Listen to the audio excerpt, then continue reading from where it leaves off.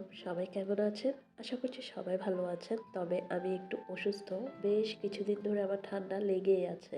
এটা কোনোভাবেই কমছে না, ওষুধ খাচ্ছি। আসলে মূলত একটা সমস্যা, সেটা হচ্ছে আমার সাইনোসাইটিসের সমস্যা আছে। যার কারণে ঠান্ডা একেবারে লেগেই থাকবে পুরো শীত জুড়ে।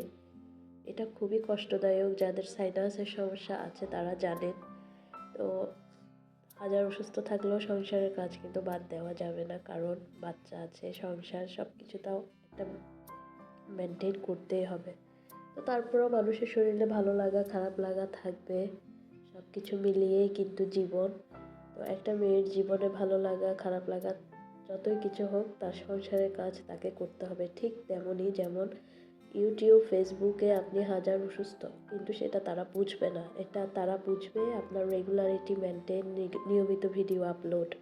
আপনি প্রতিদিন যদি ভিডিও আপলোড না করেন, ইউটিউব ফেসবুক কিন্তু আপনাকে বসে বসে টাকা দিবে না, কখনোই না।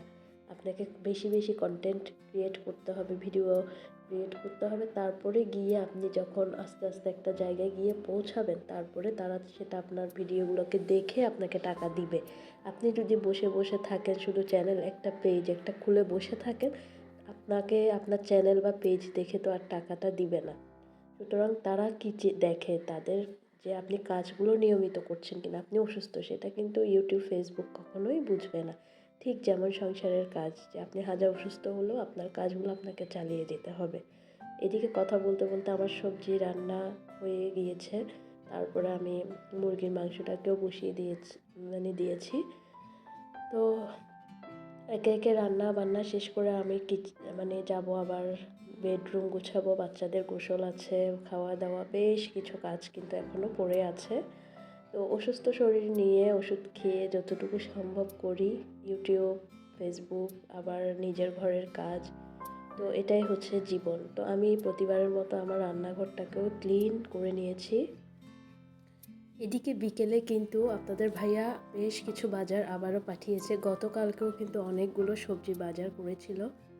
আজকে মাছ কেনার সময় আরও বেশ, যেহেতু তাজা সবজি পেয়েছিল, তো সে পাঠিয়ে দিয়েছে এখানে ফুলকপি, বাঁধাকপি। তো এগুলো আমি এখন আবার গুছিয়ে রাখবো। আসলে সবজি তরকারি যখন তাজা পায় নিয়ে ফেলাই ভালো। তো এখন ফুলকপির যে বাকি অংশ, এগুলো ফেলে দিব। বাঁধাকপিগুলোকে আমি একটু কয়েক পিস করে রাখবো, কারণ এভাবে পুরোটা রাখলে ফ্রিজে জায়গা বেশি লাগবে। তো সেই জন্য আমি এগুলোকে এই যে কেটে নিয়েছি, ছোট করে নিয়েছি, যাতে করে ফ্রিজে রাখার সুবিধা হয়। আর এদিকে আমি সবজিগুলো সব কিছু গুছিয়ে নিয়েছি। তারপরে আপনাদের ভাই আবার মাছ কেটে পাঠিয়েছে। তো সেই মাছগুলো আমার ধুতে হবে, ধুয়ে লবণ হলুদ দিয়ে মেখে রাখবো। তো তার আগে সবজিগুলোকে আগে গুছিয়ে রাখছিলাম আর কি। তো এদিকে দেখেন, ফ্রিজে আমি সবজি বাজারগুলোকে রেখে দিয়েছি। গতকালকে কিন্তু বেশ বাজার করেছে, সেগুলোও তো আছে, আজকে আবার করেছে। তো ফ্রিজ পুরোই ভর্তি সবজি বাজার দিয়ে আর কি। সবজি আসলে খাওয়া হয়, তাই লাগে। তো এদিকে মাছগুলো কেটে পাঠিয়েছে। মাছগুলোকে আমি একটু কয়েকবার ধুয়ে লবণ হলুদ দিয়ে ধুবো, যেহেতু এখন একটু বিকেল টাইম হয়ে গেছে, পানি খুব ঠান্ডা। তো আসলে সর্দি লেগে আছে, তো তাই আমি একটু বেশি যেগুলো ধোয়া সেগুলো ধুয়ে নিচ্ছিলাম। এগুলো ধুয়ে তারপরে হচ্ছে এখন আবার লবণ হলুদ পানি দিয়ে ধুবো। তো যেটা বলছিলাম, প্রত্যেকের পেশা কিন্তু যতই কিছু হোক, নিজের পেশা নিজের কাজগুলো ধরে রাখা উচিত, কারণ এই পেশা এই কাজ আপনাকে একদিন অনেক বড় করে তুলবে। কে কে আমার সাথে একমত অবশ্যই কিন্তু জানাবেন।